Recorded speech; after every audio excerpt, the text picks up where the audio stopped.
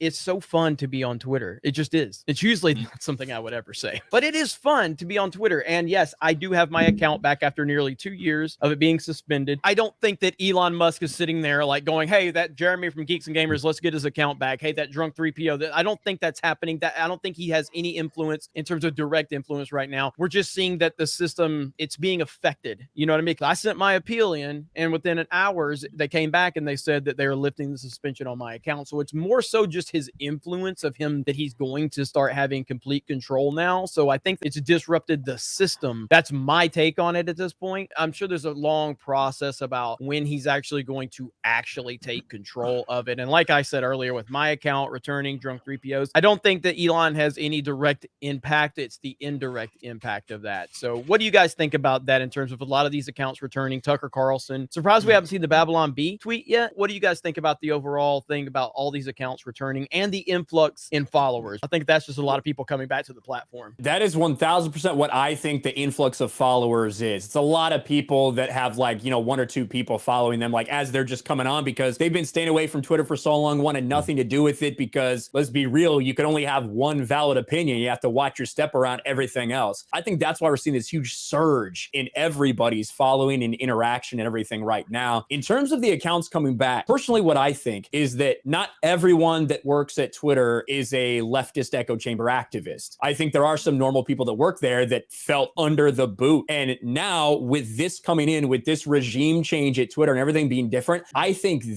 those people are very much feeling like now when I see something come across my desk, I can fix it. When I see something come across my desk, I don't have to get worried about being fired by somebody else. Like this company is going to change. That's why I think all this stuff's coming back. That's a very good point. Yeah, because it's what happened to me was such a ridiculous thing.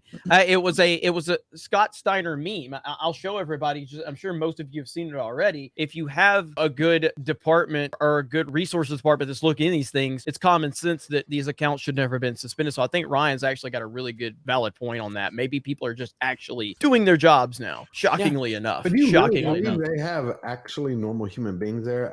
I think so. Like it's a cult environment. I mean, outside of somebody sweeping the floors, I really wouldn't think that a lot of them would do. I think that there's a lot of people that probably work for a lot of these companies that stay very, very quiet. But the people that are at the top of it probably voice themselves very loudly with that leftist nonsense. And the people that are there that believe differently were never allowed to publicly say anything, and they had to stay in line. It's just like Hollywood, you know, all the big producers and most of the actors and actresses, all these elites out there, they probably all think very similar like we see in Hollywood. But the key grips, the sound guys, the cameramen, the people sweeping the floor, there's so many people that go into a production like that. Those are the people who are in reality, you know, a big portion, the people that are seeing these appeals and stuff. So if they don't feel pressured by the people that are in charge, I think then that they can actually act like a rational person. I talked with Disparu. His take was that something didn't smell right about how they're releasing all these bans and stuff when things haven't been officially like 100% confirmed. I've seen some people say that they're concerned that what Twitter's trying to do is let all these banned accounts go in hopes that they can justify saying, see, look how toxic Twitter's become already. Let's try to do something to stop this from happening.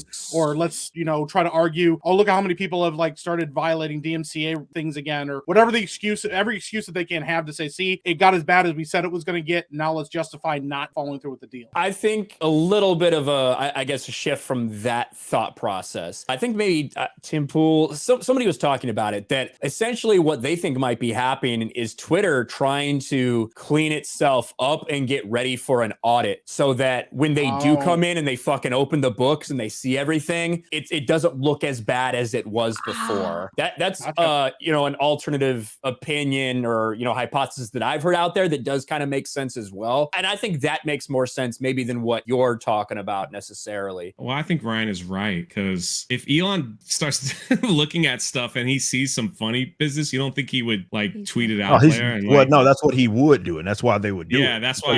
That's why it makes sense. He'd air it out. So let's clean it up now. Yeah, so, that's what I think. Try to get ahead of it.